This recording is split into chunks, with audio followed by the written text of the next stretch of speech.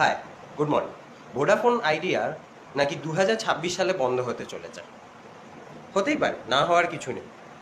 গভর্নমেন্টের স্টেক ছিল 22.6%।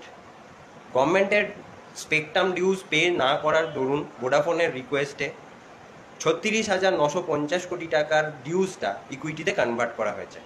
সেই হিসেবে গভর্নমেন্টের কারেন্ট স্টেক দাঁড়িয়েছে 48.99%। এখন যদি আরও 40,000 কোটি টাকা যে ডিউজ রয়েছে সেটা যদি গভর্নমেন্টের ইকুইটি শেয়ারে কনভার্ট করা হয়, গভর্নমেন্টের স্টেক দাঁড়াবে 75%।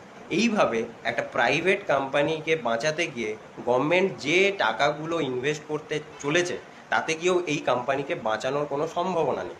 কারণ কোম্পানির চ্যানেল চেক করলে দেখা যায় যে প্রত্যেক সময় কাস্টমার্স এখান থেকে বেরিয়ে অন্য নেটওয়ার্কে চলে যাচ্ছে, মার্কেট শেয়ার দিনে দিনে কমতে থাকছে। কোম্পানির লাস্ট কোয়ার্টারের রেজাল্টও, Q4-এর রেজাল্টও 7,166 কোটি টাকা লস রিপোর্ট করেছে এবং এটা চলতেই থাকছে। তো এই কোম্পানি রিকভার করার মতো যদি গভর্নমেন্ট বারবার টাকা দিতে থাকে, তো আমার তো অসুবিধা হচ্ছে যে আমাদের টাকাগুলো নিয়ে গভর্নমেন্ট একটা সিক কোম্পানিতে প্রত্যেক সময় ইনভেস্ট করতে চলেছে। এই কোম্পানিটা বাঁচানোর কি রয়েছে? যদি এই কোম্পানিটাকে গভর্নমেন্ট বাঁচায় তাহলে সাধারণ মানুষের কি সুবিধা হবে?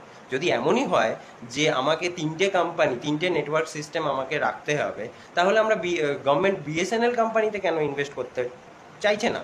সেটা তো অন্তত পক্ষে লাস্ট দুটো কোয়ার্টারে প্রফিট রিপোর্ট করেইছেই, দেখাই যাচ্ছে ওটা প্রফিট করেছে। তাহলে আপনারা কি ভাবছেন সেটা আমাকে কমেন্ট করে জানাবেন অবশ্যই। এখন শেয়ারের হিসেবে দেখতে গেলে 6.5 টাকার কাছাকাছি শেয়ারটা চলে এসেছে। তো যে রিটেল ইনভেস্টার্সদের এই প্রত্যেক নিউজে অ্যাভারেজ করেই চলেছে, সেটা আমার ব্যক্তিগত মনে হয় যে এটা খুব একটা রিস্কি জায়গায় চলে যাচ্ছে প্রত্যেক রিটেল ইনভেস্টার্সদের জায়গায়। তো বিষয়টা দেখার বিষয় আছে। প্রত্যেকেই আমাকে জানাবেন এটাতে ইনভেস্ট থাকছেন কিনা, নতুন করে বাই করছেন কিনা।